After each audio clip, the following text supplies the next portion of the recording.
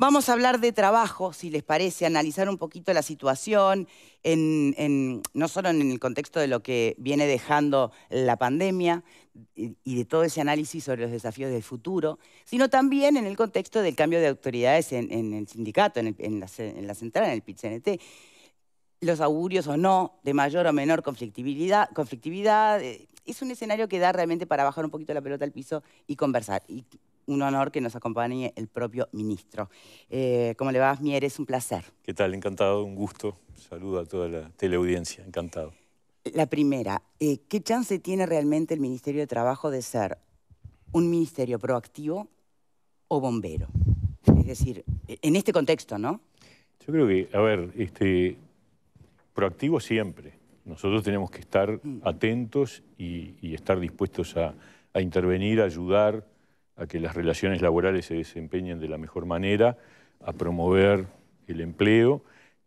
Bombero, bueno, no me gusta mucho el término. No, sí, pero me refiero a poder ir atrás del conflicto, ¿no? Apagando incendios. No, es estar dispuestos a buscar mecanismos que permitan acuerdos. Creo que eso ha sido así durante todo este tiempo y lo va a seguir siendo así. Yo dije cuando nos tocó asumir esta responsabilidad, diálogo siempre, y cuanto más diferencias, más diálogo tiene que haber. Y de eso se trata, de lograr un ámbito en donde haya comunicación con las dos partes, tanto con empleadores como con trabajadores, estar en el centro del péndulo, que las dos partes sientan que hay un Ministerio de Trabajo que es ecuánime, que es dialogante, que no vuelca la balanza ni para un lado ni para el otro y que ayuda a buscar los entendimientos. Y la verdad que uno siente que después de 1 año y medio de estar en esto, en un contexto muy complicado, se ha cumplido con esa función y con ese objetivo, ¿no? Sí, José López, también integrante de las nuevas elecciones del PIT-CNT, decía que nunca tuvieron problema de diálogo, pero sí de negociación. Y de hecho creo que el término diálogo ha sido interpretado de maneras muy distintas por distintos actores políticos, porque no sería la primera vez que sentados aquí en el programa hay, legisladores hablando de diálogo cuando por ahí desde la fuerza opositora o desde los sindicatos, en el caso de temas más empresariales, dicen que no hay diálogo. Y lo que no hay en realidad es capacidad de negociación. Diálogo es una cosa, sí, pero puede ser poesía si no se negocia. Yo creo que no comparto lo que dice José López. ¿No? No, porque negociación ha habido todo el tiempo. Todo el tiempo. En este momento en el Ministerio de Trabajo están negociando la FOICA, la Federación de la Carne, con los frigoríficos, tratando de terminar de sellar un acuerdo en el marco de la ronda de Consejo de Salarios. Y en la mañana estuvo la educación privada y bueno, todo el tiempo. Hoy hay para de la educación. Estamos en plenas negociaciones permanentes. En este momento, bueno, esta ronda salarial implicó 200 mesas de trabajo al mismo tiempo que se instalaron a partir de fines de julio y que, bueno, algunas ya cerraron, por suerte. Hemos tratado de dar un impulso grande ahora en estas últimas 2 semanas para que se termine de cerrar las mesas. No está fácil, como siempre. Yo, la verdad que uno compara con rondas similares, no la del año pasado, que fue muy especial. Teníamos una situación de pandemia muy complicada y fue un periodo puente, no se abrieron los subgrupos, las bandejas, pero esta, que implicó actuar en condiciones de normalidad desde el punto de vista de la negociación, ha funcionado, yo diría, muy parecida a otras que hemos visto en el pasado. Y seguramente con algunos casos donde se acordó más rápido, otros donde es más complicado, algunos más conflictivos, otros menos.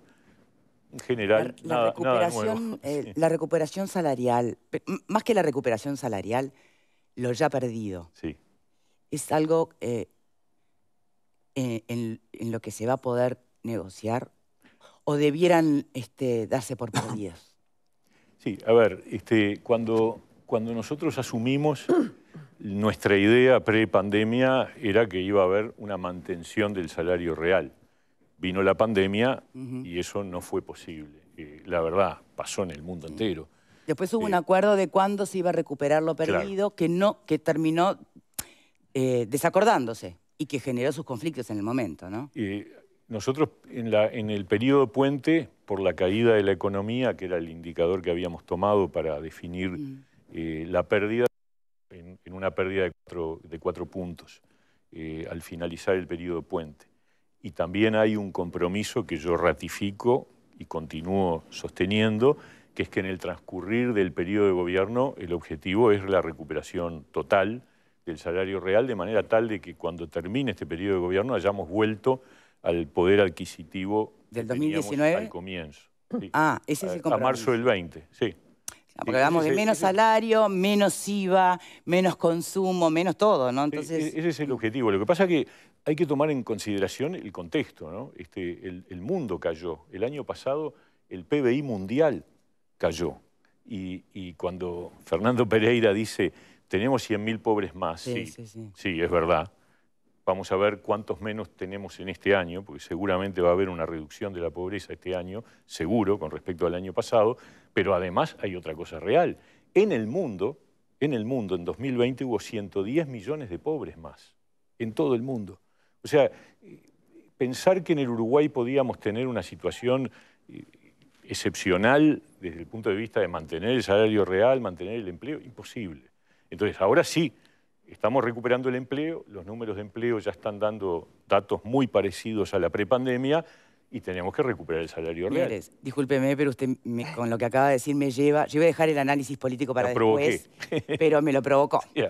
Porque justamente, y recordando su frase, ¿no? Que este es un gobierno de centro, una coalición de centro. Sí, es lo que yo digo. Muy debatible. Nosotros somos de centro-izquierda, pero la coalición es de centro. Sí. Hay una izquierda que, si bien reconoce que el derrumbe fue a nivel mundial por la pandemia, entiende que este gobierno podría haber invertido o gastado para que, aún no siendo tantos en comparación con otra parte del mundo, los pobres o las personas que cayeron en la pobreza, hubiera podido ser menos. Entonces, ese siempre es un debate, lo mismo que cuando uno toma medidas y trata de sostener a los más débiles, siempre siente que ojalá pudiera ser más. Eso siempre es un debate indiscutible. Pero voy a decir un dato. Nosotros aumentamos la pobreza un par de puntos en el 2020 por la caída de ingresos, porque así se mide el nivel de pobreza. Y España, que tiene un gobierno socialista, también aumentó la pobreza 2 puntos y pico. Y repito, en el mundo entero aumentó la pobreza. Entonces, bueno, siempre se puede decir, capaz que se podía hacer más. Y puede ser, pero en realidad se hizo mucho, se sostuvo. Nosotros teníamos una ventaja con respecto al resto de América Latina, que yo la expreso en una información que dio la OIT el año pasado. La cantidad de trabajadores que tienen seguro contra el desempleo en América Latina es el 16% en América Latina. Y si sacamos Uruguay y Chile, es el 7%. Uruguay tiene el 50% con cobertura, más los funcionarios públicos que no tienen riesgo de desempleo. O sea que ahí hay una inversión que no se ve cuando se hace el análisis general, eso es lo que quiere decir, de lo que hay el Estado. Hay una situación preexistente en el Uruguay que nos favoreció mucho, que es que nosotros teníamos una red de protección muy expandida, que no viene de hace pocos años, que viene de décadas. Asignaciones familiares, acceso a la salud, seguro de paro, seguro de enfermedad. Nosotros pudimos tomar la decisión al día siguiente del 13 de marzo de que todo trabajador que se cuarentenaba quedaba amparado por el subsidio por enfermedad. Es decir, que cobraba el 70% del sueldo por los días que tenía que estar sin poder ir a trabajar. Bueno, eso en el mundo y ya estaba. O sea, lo que hicimos fue interpretar que un cuarentenado era equivalente a alguien que estaba enfermo. Y yo creo que eso nos ayudó muchísimo y eso permitió un sostén que, por supuesto, acompañado de medidas sanitarias que fueron acertadas y una campaña de vacunación espectacular, porque la verdad también resultado de una acumulación, de una costumbre, de una tradición del Uruguay de vacunar y además de una cultura de la vacunación, nos puso en una situación excepcional. Por supuesto que siempre el debate de si gastás tanto, gastás cuánto, siempre es un debate. Nosotros apoyamos a trabajadores informales, todos los subsidios por canastas alimentarias, todo el subsidio del seguro de paro, subsidio por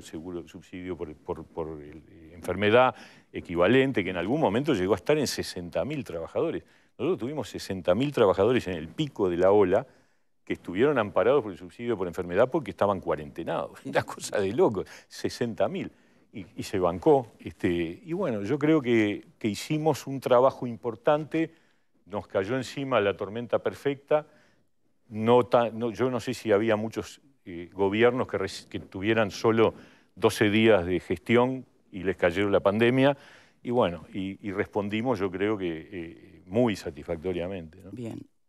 Volvemos al trabajo, ministro.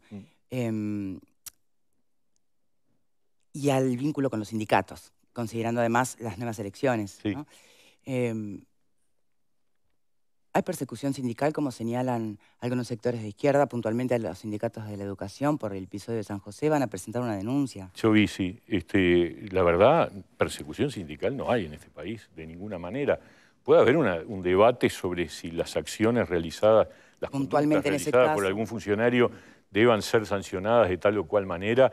También quiero decir, eso es una opinión de una oficina jurídica, no es una decisión de las autoridades. Las autoridades no han tomado definición sobre los casos concretos. Lo que hay es un informe de jurídica con respecto a la actuación de dos profesoras en el caso de San José. ¿Pero usted recibió un pedido formal de intervención por parte del PIT-CNT? Lo escuché en la prensa, pero nunca nos llegó. Esa es la verdad. Estamos a las órdenes para participar y para acompañar y para buscar soluciones, pero es la verdad.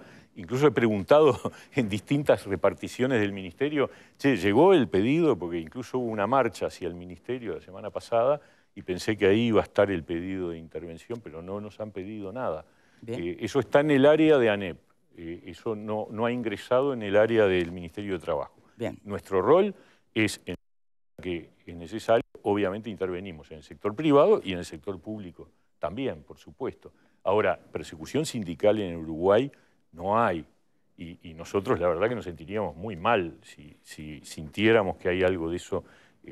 Bueno, pero la denuncia marchó para la OIT.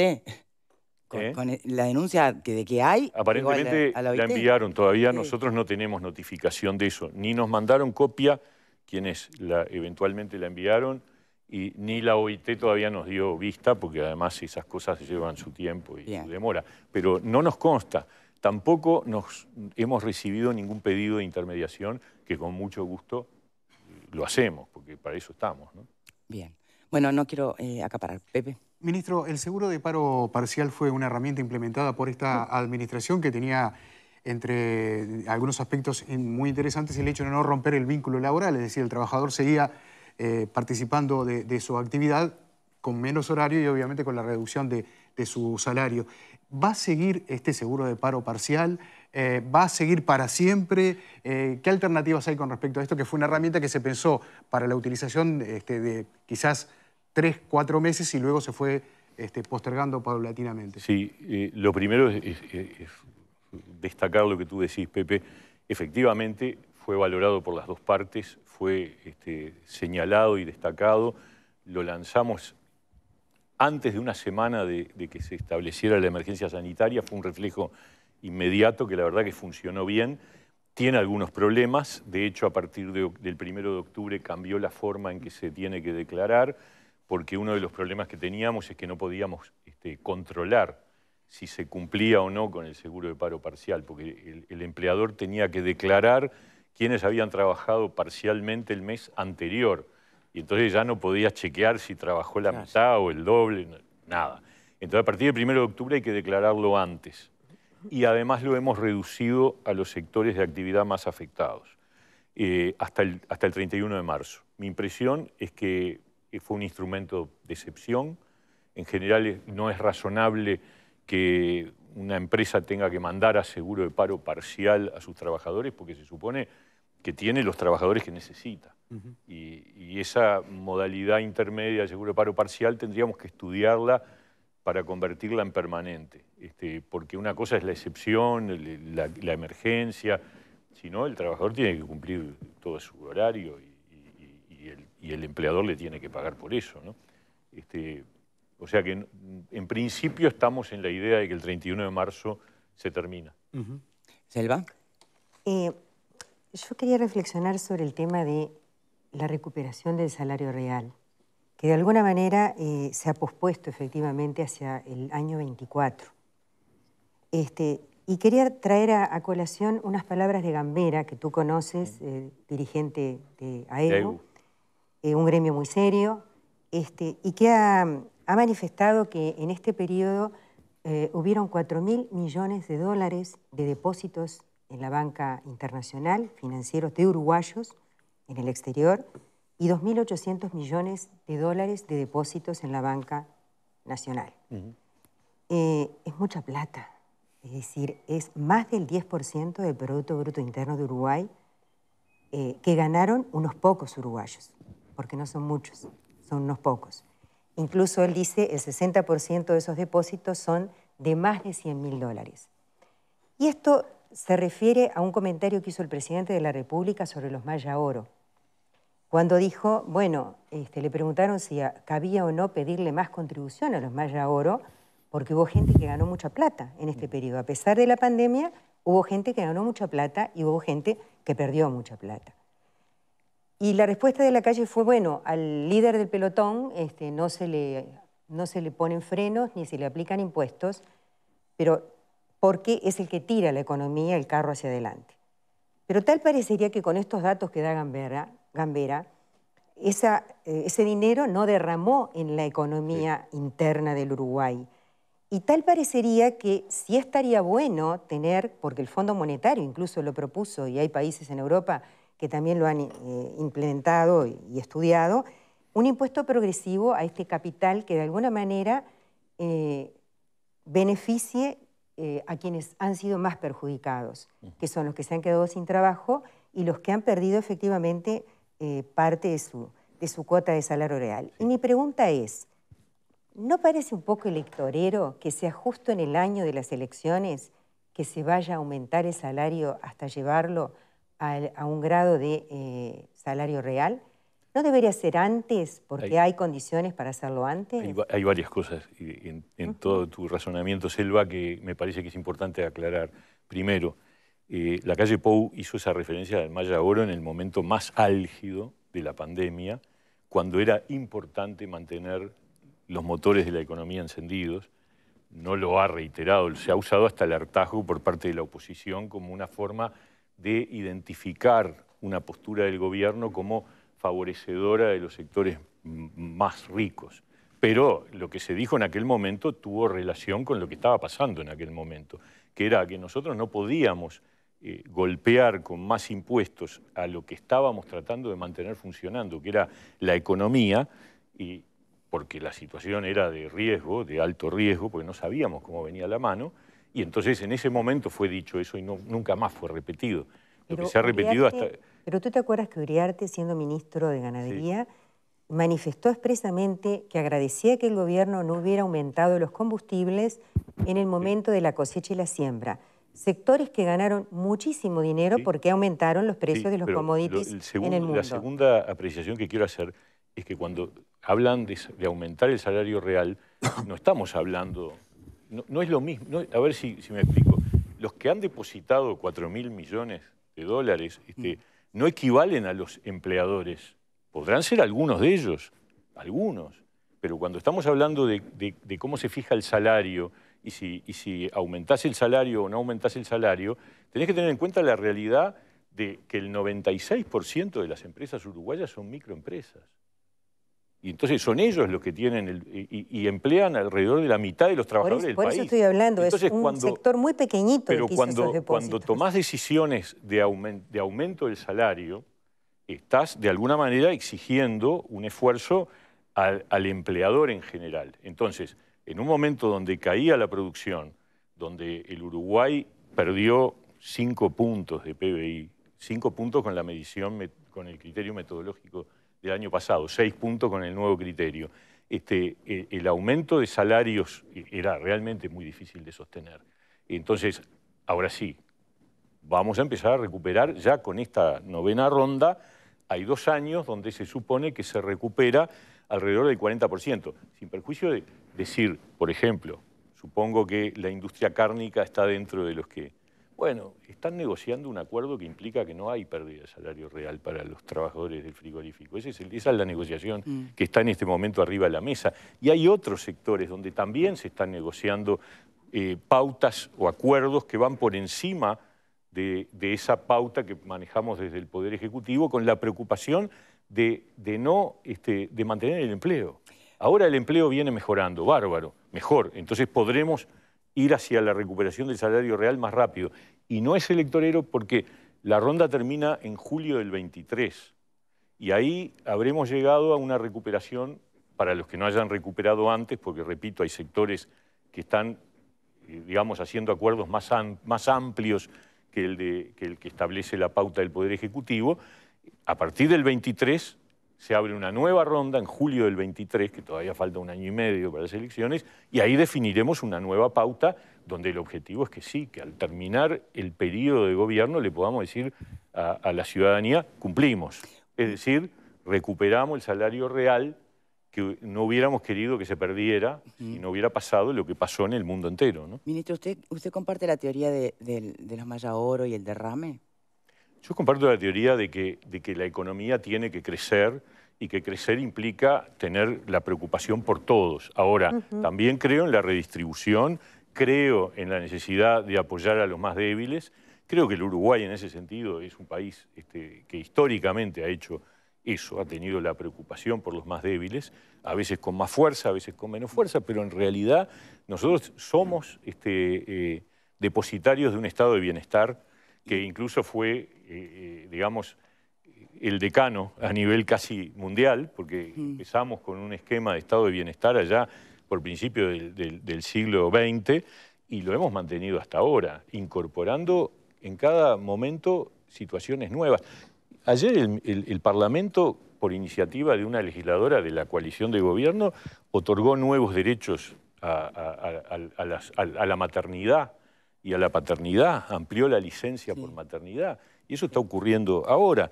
Y porque esa es la idea es que el Uruguay tiene que seguir avanzando en materia de derechos, tiene que ser equitativo. Bien, de este lado. Pablo, teniendo al ministro de Trabajo, dos preguntas con referencia a la LUC. Artículo 392, regulación del derecho de huelga, ventajas y desventajas, y artículo 215 o 16, cobro en efectivo, ventajas y desventajas. Bueno, a ver, nosotros, y ahí hablo como partido independiente, empezando por lo último, no estuvimos de acuerdo en el cambio en la ley, en las normas de inclusión financiera. No las votamos. Por supuesto que eso no significa que no estemos de acuerdo con el conjunto de la LUC y la vamos a defender a capa y espada. Pero, como ocurre generalmente en cualquier discusión y sobre todo en una ley tan amplia, ese tema nosotros no lo compartimos. Algunos artículos, pero los que tienen que ver con el pago en efectivo, el salario y cosas de ese tipo. Lo otro, la verdad que uno se siente agraviado, la verdad, cuando le dicen que se ha afectado el derecho de huelga por el artículo 293. No se ha tocado nada. El derecho de huelga está vivito y coleando como corresponde y además... ¿Garantizado como siempre? Absolutamente. Lo único que está establecido en el artículo 293 es el derecho al trabajador no huelguista a trabajar. O sea que lo que está comprometido es el piquete, no la huelga. Es impedirle a un trabajador que legítimamente entiende que no quiere adoptar esa medida a que pueda entrar a trabajar, que es lo que pasa en buena parte de los países más modernos del mundo y es lo que la OIT establece. El artículo 293 está copiado de un artículo del Comité de Libertad Sindical de la OIT. Y cuando en la discusión de la LUC se convocó a la OIT para opinar, que lo hizo por vía remota, el especialista de OIT le dijo al Parlamento, miren, ese artículo está alineado con las definiciones de la OIT. Esa es la realidad.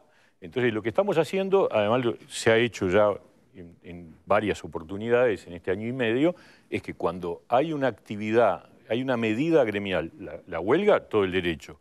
Pero si además esa huelga está acompañada de una medida que le impide a los trabajadores que quieren trabajar ingresar, nosotros decimos, muchachos, va el ministerio, intima y le dice, ustedes tienen que dejar libre el ingreso al lugar de trabajo.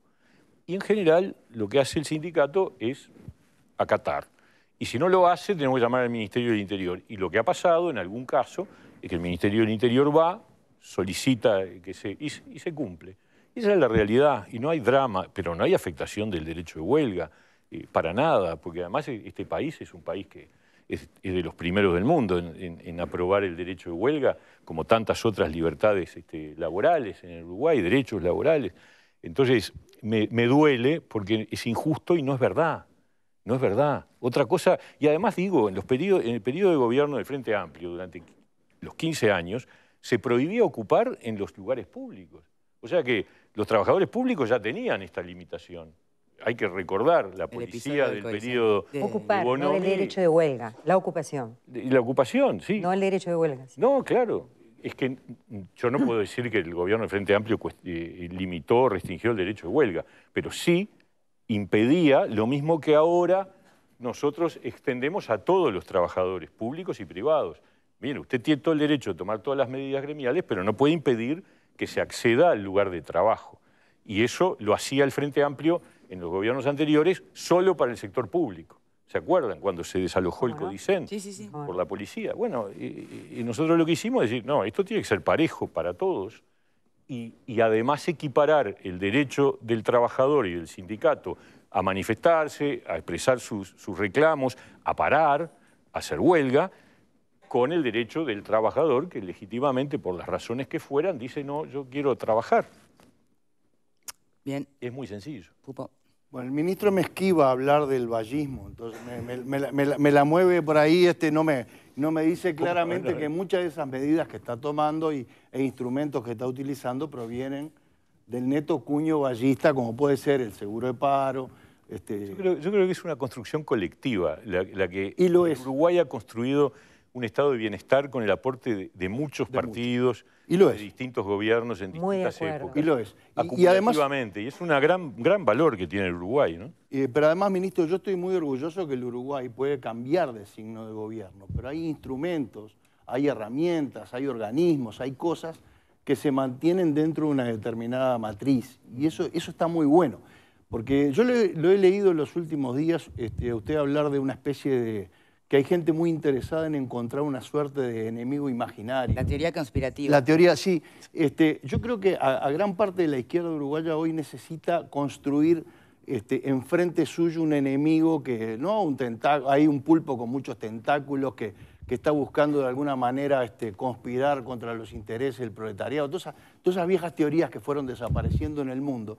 Y yo veo un gobierno que hábilmente y además creo con mucho sentido común ha dejado algunos instrumentos que ni siquiera son propios, por decir algo, hablando el presidente de la República, de su raíz herrerista. O sea, el mantener los consejos de salario, el tomar medidas que son realmente como las que se tomaron durante la pandemia, demuestra una dosis muy importante de pragmatismo. Yo he visto también en los últimos años, ministro, usted estaba hablando recién del tema de las ocupaciones, pero principalmente el foco de este gobierno de respetar los derechos de los no huelguistas, por ejemplo, o del empresario que tiene derecho a entrar a trabajar y a mantener su fuente de trabajo en pie. Pero he visto en los últimos años que han habido denuncias hacia el Uruguay, también de algunas cámaras empresariales, porque había un desajuste de nuestras prácticas o de nuestra legislación o de nuestras medidas respecto de lo que era la OIT. ¿Cómo estamos hoy respecto estamos en línea con la OIT? Porque también la OIT fue muy celosa no solo del tema ocupaciones y el tema de tomar medidas no pacíficas, sino el tema de la negociación colectiva que sea puntualmente, que se respete mucho la bilateralidad. ¿Cómo estamos allí? Estamos en el debe, ¿no? Está claro que en el 2019 la OIT observó al Uruguay por su ley de negociación colectiva, que requiere algunas modificaciones. Eso, por la situación de pandemia, se ha ido demorando un poco más de lo que querríamos, porque está en el compromiso, además de programa de la coalición, levantar la observación, como además debería estar en cualquier gobierno. El gobierno anterior, de hecho, presentó un proyecto de ley para levantar esa observación, nada más que no fue tratado. Fue presentado en noviembre del 19, cuando ya terminaba el periodo parlamentario, se archivó, pero de eso vamos a tomar unas cuantas cosas.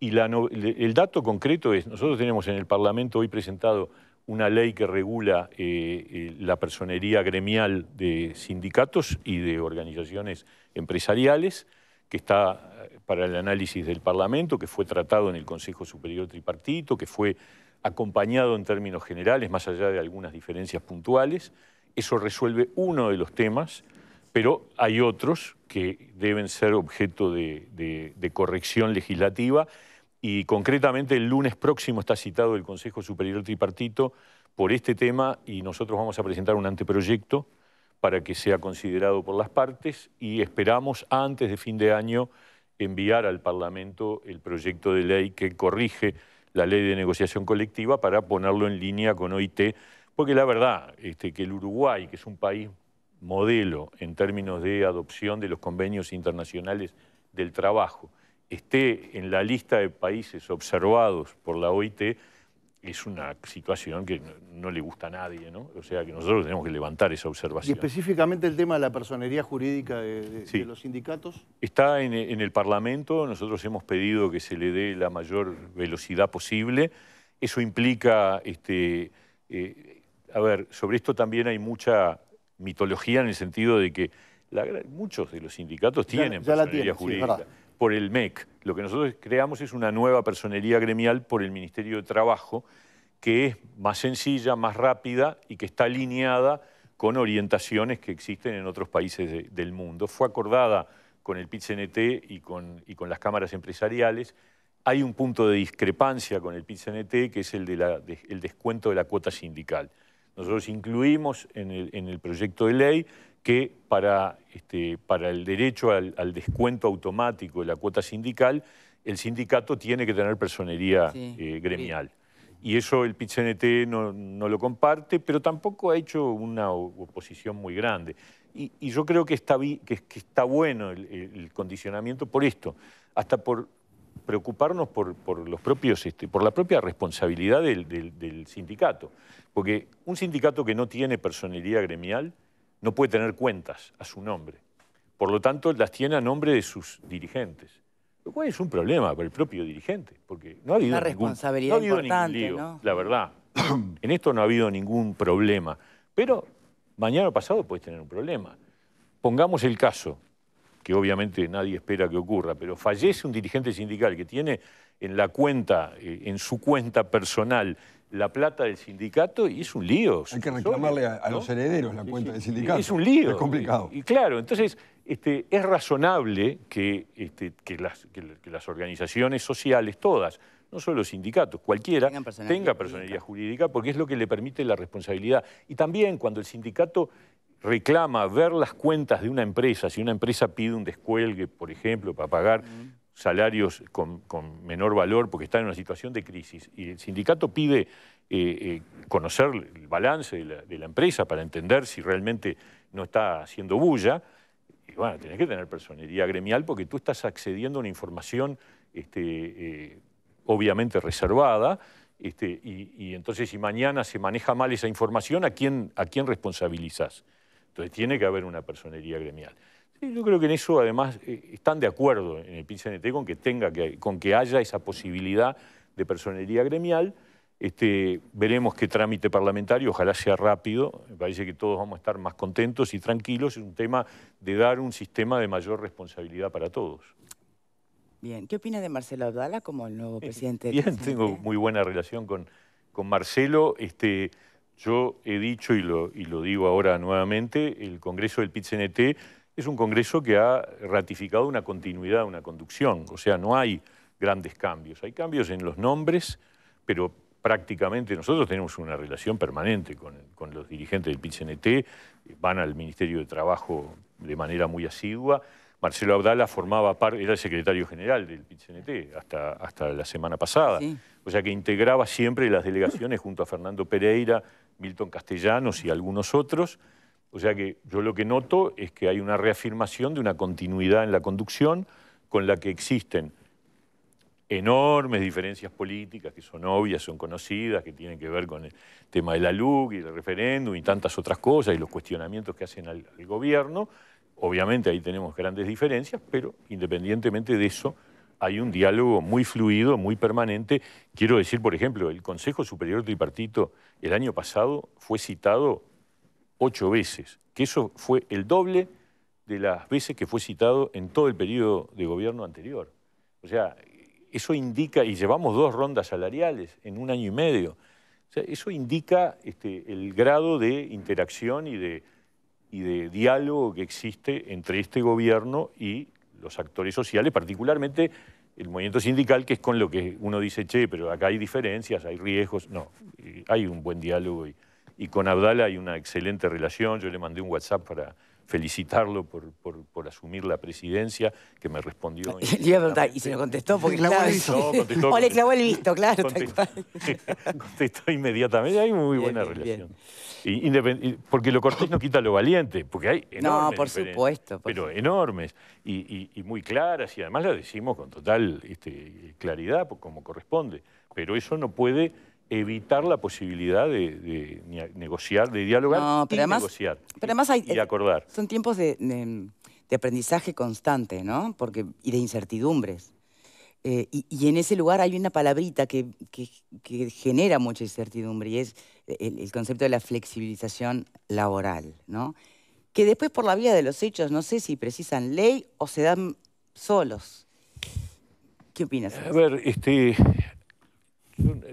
la flexibilización, así dicho... Es tan amplia, claro.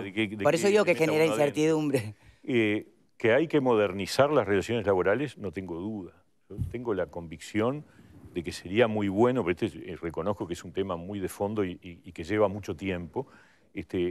Yo creo que en el Uruguay predominan en las relaciones laborales marcos de referencia ideológico que no dan a un modelo de negociación del tipo ganar-ganar, del tipo win-win. Es decir, la lógica de los actores sociales es una lógica de pulseada, de yo gano, tú pierdes, lo que yo obtengo es porque te lo arrebaté, lo que yo te saco es porque, o mejor dicho, lo que yo consigo es porque te tranqué. ¿Ya no se cree en la lucha de clases? Justamente, yo creo que sigue estando arriba de la mesa. Bueno, ¿no debería estar más? Yo creo que intereses contrapuestos siempre hay, pero también hay un terreno muy grande de convergencia de intereses. O sea, hay muchas zonas en donde, en realidad, que le vaya bien a una empresa, le viene muy bien al nivel de vida del trabajador, y que le vaya bien al trabajador es muy importante para una empresa que realmente piensa en términos de bien común. Entonces, a mí me parece que eso nos está faltando, construir un tejido más propositivo, donde el empleador mire al trabajador como un colaborador, como alguien que es parte del emprendimiento y que por lo tanto, si le va bien, tiene que dar participación a esa mejora al trabajador, y el trabajador vea al emprendedor como una oportunidad también de ir en un proceso de mejora compartida. Parece que eso que no es un cuento de hadas, es la realidad en muchos países del mundo. En países modernos, en países desarrollados, el debate uno escucha y es, no, porque obtuvimos tal conquista, porque le arrebatamos, y es como una especie de guerra de posiciones donde yo avanzo todo lo que el otro retrocede y viceversa, y en realidad hay un ancho campo de convergencias que obviamente no desconoce que hay una relación contrapuesta. Sí, porque, la historia se escribió de esa manera, ¿no? O sea, no soy un ingenuo, pero me parece que no hemos desarrollado suficientemente esa lógica digamos, de compartir oportunidades entre las dos partes. Bueno, tal vez el escenario post-pandemia permita esa posibilidad de empezar a mirar hacia el área o la zona de convergencia de intereses, ¿no? Es cierto. Ministro Mieres, muchísimas gracias por habernos acompañado. Un honor, de verdad. Encantado. Muchas gracias. Hacemos una pausa y ya venimos.